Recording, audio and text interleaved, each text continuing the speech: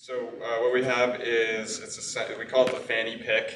It's essentially a MIDI controller that uses some of the logic of a guitar fretboard, and we're taking advantage of this machine called a digitar, which was made in the 90s, and its purpose originally was so that you could play some chords on a keyboard and then strum like a guitar, and you'd get the rhythm of a guitar, even though the note selection was coming from a keyboard. So we reprogrammed it so that basically it's the right hand of a guitar, so you can play it like a guitar, and then the left-handed guitar was built into this glove.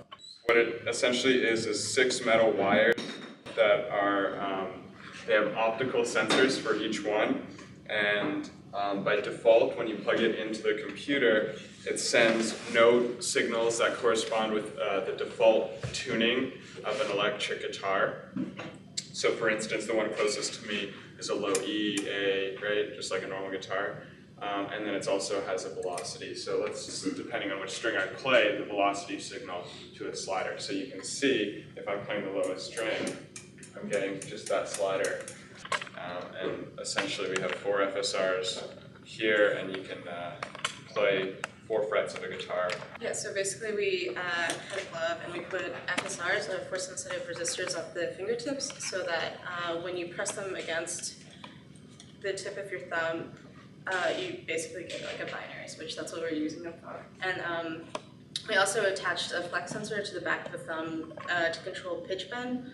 We have a foot pedal with 6 binary switches and 4 FSRs, and then these 2 changes the reference key, so you can go up and then go down, and then it just highlights this is the reference for guitar, and you can even go down to a bass reference key, and then these 4 are the channels in the reason patch, and these 4 FSRs change the parameters in the reason patch.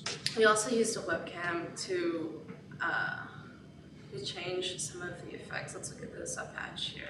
This whole patch takes a picture every half a second, and it references that picture or it compares that picture to the current incoming picture, and if there's any differences detected, you get this box put around the difference. And so then what it does is it spits out the coordinates of the upper right corner of the box and the lower left corner of the box. We looked at the x's and then we added them together and then divided by 2 to get the width. And we compared that, we took that width and we made that control the delay on whatever channel that we put delay on. Basically what we did for this visual interface is we just sort of have a chart that's the 12 frets of a guitar fretboard. And overlaid on it are colored boxes that can appear and disappear over a picture. So that was to tell like where we are on the fretboard, right? Because you only get 4 frets at a time. If this is basically a finger, a finger, a finger, a finger, and I'm shifting where I am. It's all accessible on the pedal board. So right now I've got my first finger lowest string would be that F, but if I go up. So our reason patch, we have 4 different main patches. The first 2 are NNXT samples. First one is a violin section that has delay on it.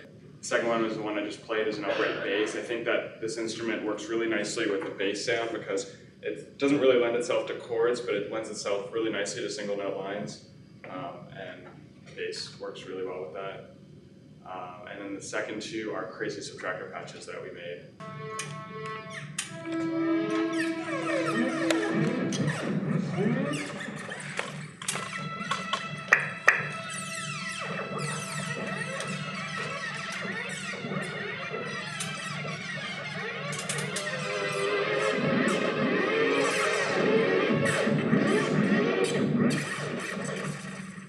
So we have a bend sensor on the thumb, and I thought sort of this gesture of, I'll do it with the bass, it's much easier to hear this gesture, of taking your finger and then doing that is sort of really conducive to a pitch.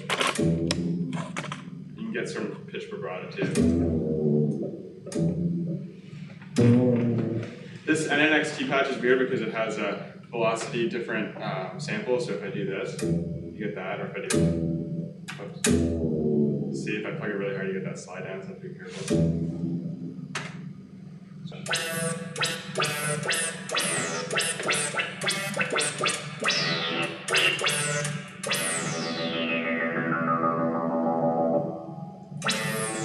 If you do use these FSRs, they're like they're sliders, but if you let go suddenly, it'll maintain the value it was at, right? So you can set it. So if I sort of press and then release slowly, I go back to 0. But if I press and then take my foot off, you can see that the number stays at the bottom there. Excellent. So what does that mean? It means I can set my filter, I can open it up and then leave it there, or close it up.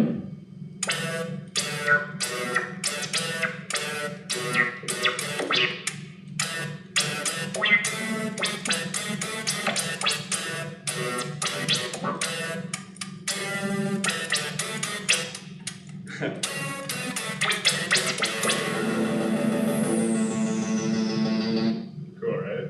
When I hold my hand in front and leave it still,